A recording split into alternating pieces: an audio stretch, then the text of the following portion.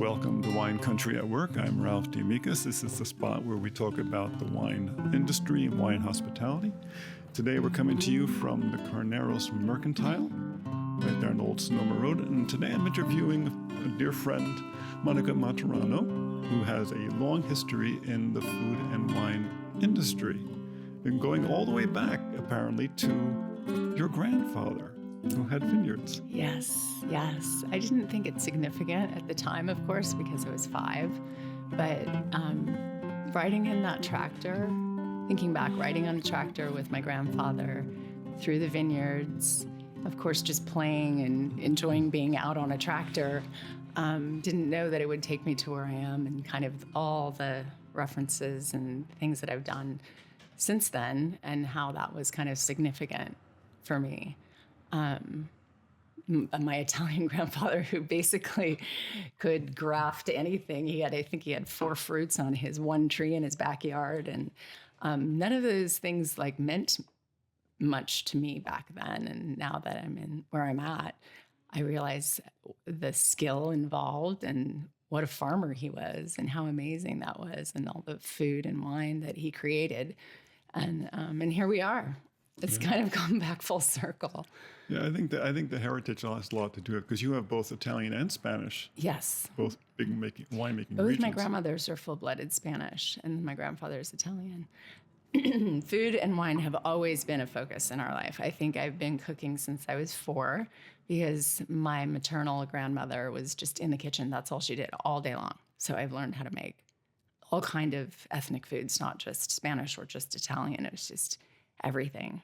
And really a lot of the basics, because back then, when I was younger, there wasn't a lot of fancy several pots to make one sauce kind of situation going on. She was cooking for the family, so it was very basic stuff. And I'm really grateful that I was able to spend time with her in the kitchen doing that daily when I was with her. That was something that was really, prominent, that will always be special in my life, because I learned how to cook really well. Oh, yes, a very important quality, and Yes. a very important talent. It's becoming a lost talent for a lot of people. I'm around 20-somethings, and they're like, oh, I don't know how to use the toaster oven, or I don't know how to, and I'm like, wow, they just aren't teaching a lot of that stuff in schools either anymore. There's so many packaged foods these days, and 70% of the American diet is packaged foods. Unfortunately, yes. And the nice thing here in wine country is we take it so seriously. We take food. We do. I mean, our kids, they have no idea how lucky they are. Because we are so fortunate that the jams that we eat are not from the grocery store. They're from our neighbor down the street, because they had a tree that had too much fruit, and they just canned a bunch of, made jams and just handed them out to everyone. And so we have collections of jams and honey and all of these amazing, products that are just from nature in our valley. Our valley is just so special in so many ways. Food and wine is just, it's incredible. People come here and, even when I used to come here and visit, when I didn't live here, I think I would gain 8 pounds in a week because it's so food focused and obviously wine focused. And it was okay. I was okay with that, because it's not something you get everywhere. No, I oftentimes joke with clients that we only talk about 3 things: food, wine, and weather. Yeah. Because the weather affects the food and the wine. Yes. It's affecting your current situation usually. Oh, yes, very, very much. And this year we've had just tremendously nice weather, too. Oh, my gosh. So where I work at a 5-star Forbes resort, have seen a huge influx of last-minute guests, because the weather's been just beautiful. And it hasn't been beautiful where they were. No, unfortunately, across much of the country. Storms, rain. Extreme heat. Yeah. It's so, I really... Yeah. I'm so focused on work and what I'm doing. And we're in a bubble here too. Yes. I mean, outside of the food and wine and everything, it's even driving outside of Napa, it's like, oh my gosh, this is a whole nother world. Yeah. Now, when you went to school, you worked in food service, and that was in Las Vegas? So I worked for my first job was in a restaurant when I was 14 and a half or 15 and a half. I forget what the legal age was back then. And so that was really my first job, was in food service, and kind of stayed with that. And when I graduated high school, Chili's was my it was a chain, and it was consistent and good money, and I could still go to college. Like I went to the local junior college to get my GE out of the way, and was able to live at home, save money. But subsequently always kind of stayed in that food service industry because it was quick, easy, good money, and I could do other things. Yes, very flexible. And I was trying to get out of that. And my mom said, there's a receptionist job at this.com. And so this was in the late 90s. I was in Palo Alto. And so I went and interviewed, and I got the job. And so that was my first step into corporate, or not even corporate because it was a startup, but had no clue what I was getting into. It was so spoiled. They had all these, this number 2 from Atari and all these amazing programmers. And, Steve Wynn's nephew was called Silicon Gaming, and they were doing a whole new technology of touchscreen slot machines. So I was very fortunate. They opened an office. I'm working my way up. They opened an office in Las Vegas. I said, I'll go run, office manager. And so moved to Las Vegas, and not really knowing. I wasn't much of a gambler, so I thought it'll be fun. And we subsequently were bought out. And so I decided to go back to school and get my degree. And what am I going to do while I'm going to college? Go back to food service. So yes, I worked at the Voodoo Cafe at the top of the Rio Casino, Hotel and Casino. It was the first casino to have a nightclub. So it was very poppin' at the time.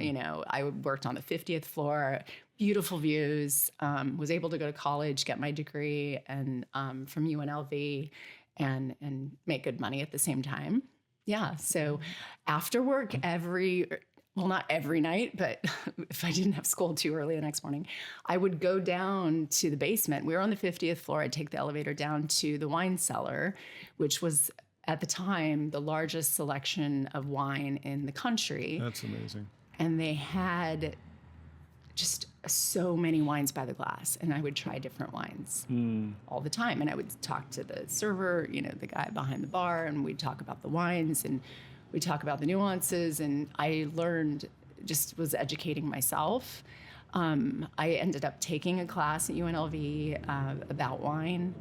I just kind of educating myself in all different ways, immersion and just kind of reading. I did the first level with the Court of Master Sommeliers, so I have my little pin from that.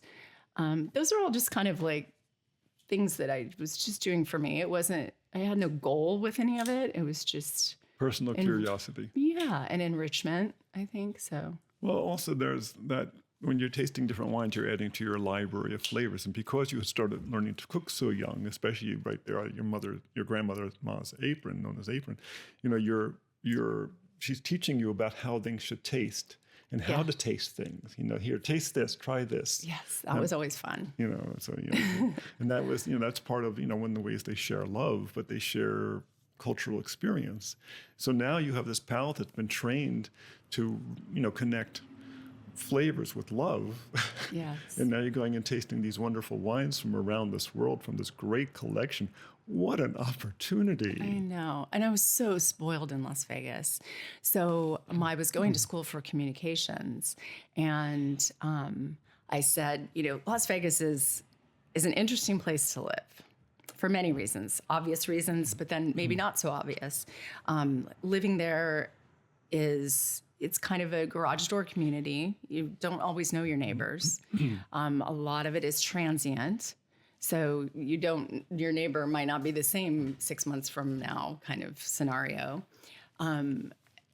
It's, aside from the gambling and drinking and partying, just living there is different. Going to a grocery store and having a row of slot machines anywhere you go, But I learned, because I worked for that startup company, that was a gaming company, I learned that Las Vegas wasn't built on winners. Yes. It's built on losers. Yes, of so course. I knew not to go there, which was fine by me because I prefer to spend my money on food and wine. Exactly. And so I was very spoiled.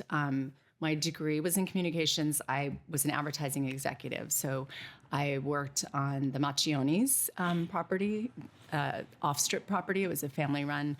Mario Macchioni was running Le Cirque and Churco at the time at Bellagio. So I was friendly with all of them. So I could go in and hang out at the bar and chat with all of them. And I was spoiled. They would send food out. I got to know all the chefs. I was eating and drinking all the time, and it was just being spoiled. And so it was hard for me to leave. But because of that reason, we had the most master sommeliers of anywhere in the country at the time. We had these amazing Michelin chefs, but I didn't want to stay. So I thought, I'm going to do something big, and then I'm out of here. Right. And so I opened the Palms Casino. That was my big account, and worked with the Maloufs. And it was a really great ride because they had nightclubs and restaurants and lots of connections and lots of parties. And it was a good time. Well, doing that kind of anytime you start something, whether you start a business or you're working a part of a team, it's always exciting because you have to invent so much. It's such a creative process. It's all problem solving and coming up with ideas. It's so enjoyable. And where I'm going with that is that being that I was in advertising, translating all of my food and wine knowledge has been really helpful in my career as a concierge because I can describe, in detail, the ambiance of a restaurant, the dishes. I remember what I ate and the flavors I had and the special little things. Don't forget to try this. So it has been extremely helpful for my position now, which 10 years from now, 15 years from now, I never thought this is where I would be. Right. But after getting married, having a child, and having to get back out into the workforce, not wanting to do an advertising job, which might end me up, well, at the time, maybe back in San Francisco, I wanted to stay home. I was fortunate enough to stay home with my daughter while she was growing up. And so I thought, I'd be a really good concierge. I've traveled a lot. I've eaten a lot and drank a lot of wine. And so that's how I ended up as a concierge. Well, one of the things I find that people are very good at that, and also among the top guides, is that they've lived in the world where their clients have come from. Yes. Oh, yes, exactly. They understand what they're interested in. They understand when they go on vacation, what they like. And they also, when they start telling you what they're looking for, you can relate it because you have been there. You've been to the places. Yes. I get that with people will say, I'm interested in these kinds of wines. Well, I've been to those wineries. I know who's doing what, where in those restaurants, but not with you. It's beautiful because you really kind of describe it as a painting that you kind of create for them. It really invoked pre-COVID and post-COVID has been a completely different job. Oh, yes. Not completely, but very different in so many ways. And I think the expectation is higher for the guests that are coming here.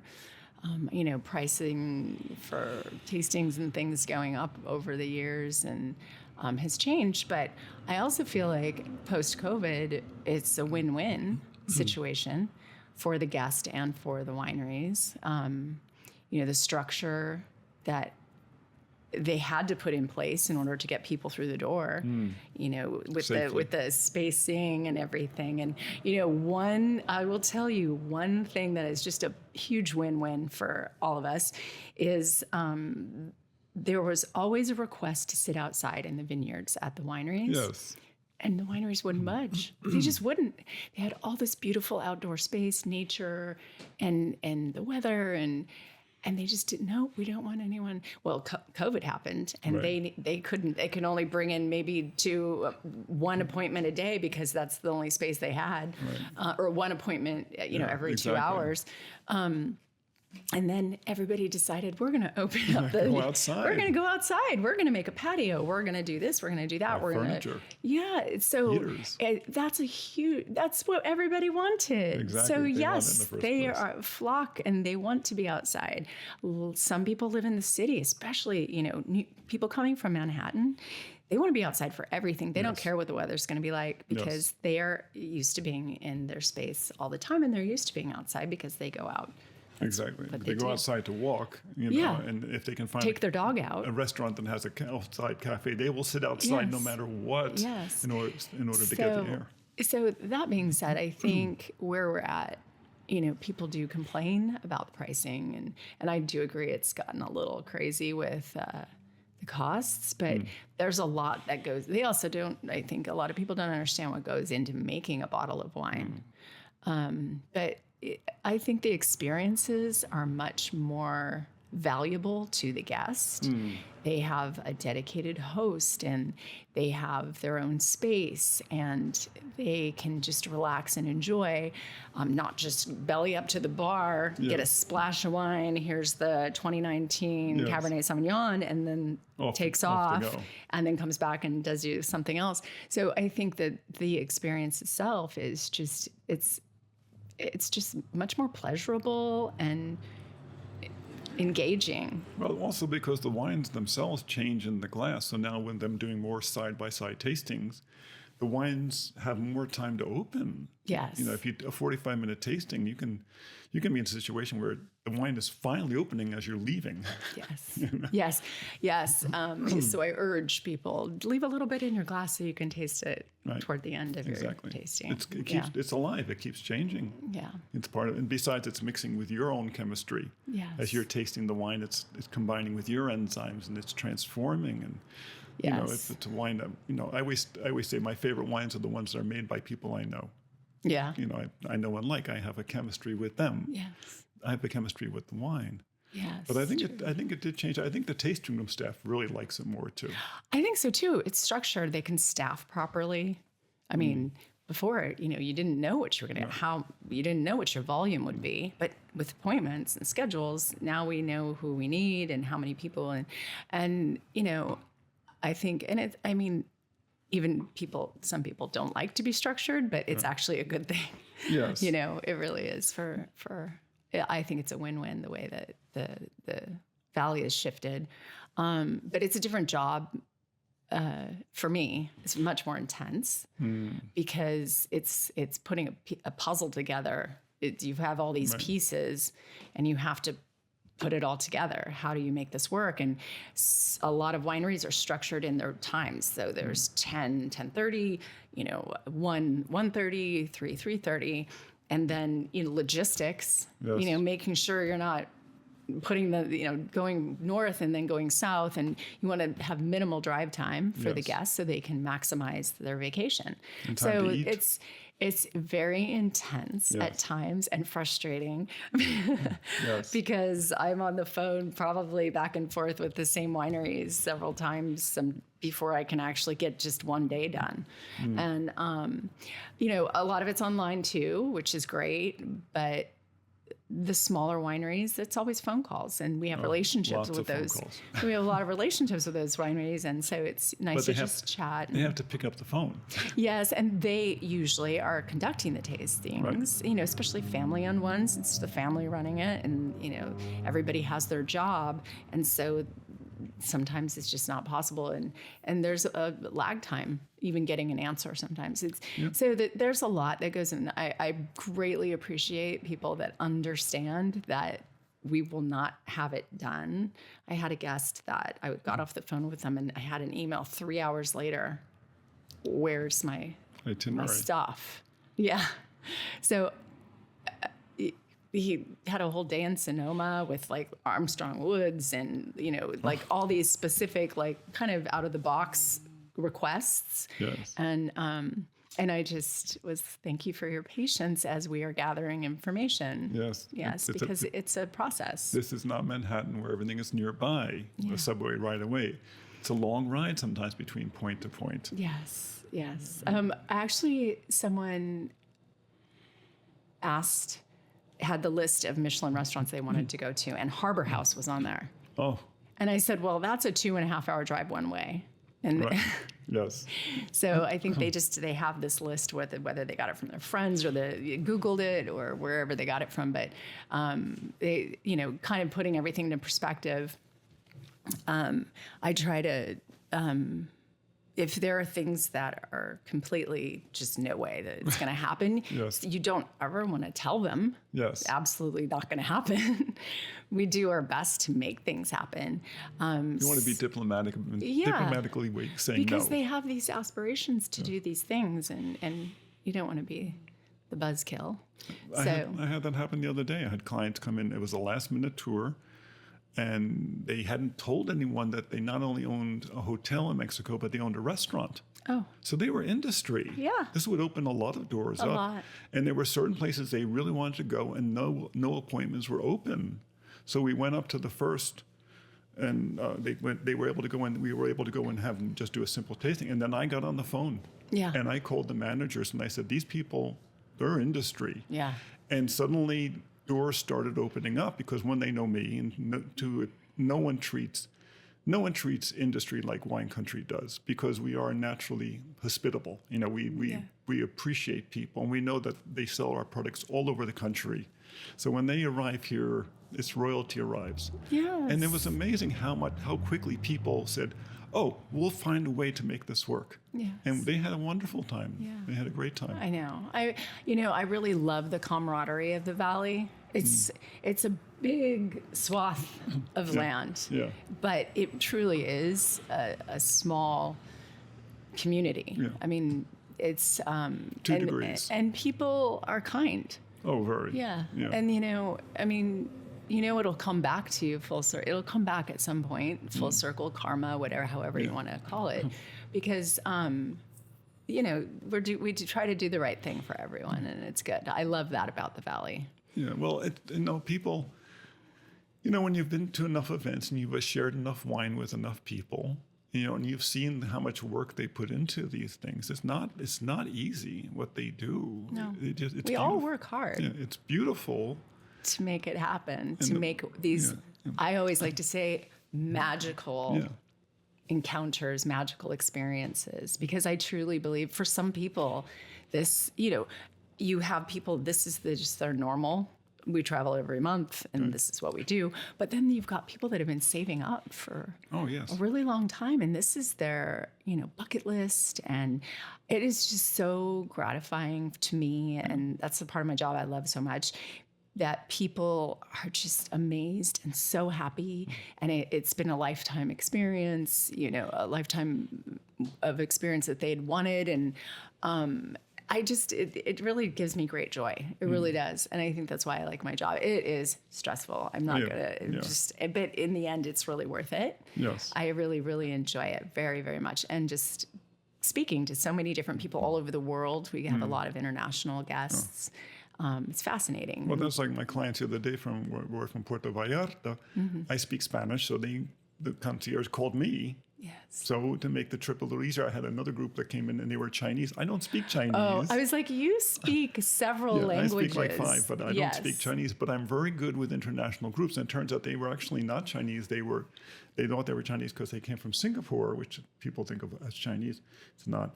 But they were actually Japanese. They had moved to Singapore when they retired. Oops. But I am also very good with Japanese because I understand the culture and the body language you have to use. Body language is very important with them. So, but you have to study these things to understand it. But we get so many people from around the world here. Yes. And what I really love is I love when the winemakers come from other countries. Yes. They're always the most fun because they know they understand. They're insiders. They get it. But they're also in this They're still in awe. They're still in awe. Yeah, and it's fun because they have 1,000 questions. 1, 2, 3 restaurants have opened just recently, but several had closed or shifted with their chefs or concepts or things of that nature. It's interesting. I think the margins at the restaurants are really a lot slim. They're much more slim, and it's hard for them. Never an easy business. No, it's not an easy business to begin with, and I feel for the amount of time, hours, money, and dedication, passion that goes into that. I've seen that with the tour business too, because the number of people touring has dropped a lot. Who are hiring cars. I agree, and I noticed that at the beginning of the year here in 2025. I was doing these itineraries, 3-day itineraries, usually with a driver, and they decided to back off on a winery so that they didn't need a driver. Right. I mean, because it's a significant amount of money for them to add the extra winery. It's a commitment. It's a lot. 4 people could be $1,000 easily. Yeah. Yeah, and maybe with 4 people, it's easy to split that. But Right. With 2 people, which is what our resort is, very, it's adult only, and it's romantic. It's romantic. So we have a lot of two guests. It's like restaurants, 2 tops, 4 tops. Yes. And you have 1 6 top. So it's if for a couple, it can be quite pricey. Oh, yeah. So that was what I noticed at the beginning of the year. But as we get into this peak season, the 2%, they're still traveling. But another thing that I've noticed, and just speaking with friends in the industry and collectors, people with larger wine cellars. Yes. Are not really buying more wine. No. They have a lot of wine. They're not drinking the wine, Right. Because there's also been a decline in wine sales, Yes. but also a decline in people drinking. Yes. For health reasons or just overall, just maybe price, cost. I don't know. There a lot of it I think is health reasons though, with all these non-alcoholic drinks and brands and things coming on the market. They're shifting over into other areas. They're putting their funds towards other. When the wine country, everything in wine country is done long term. Yeah, it takes you true. 5 Yeah. years to get grapes. That's true.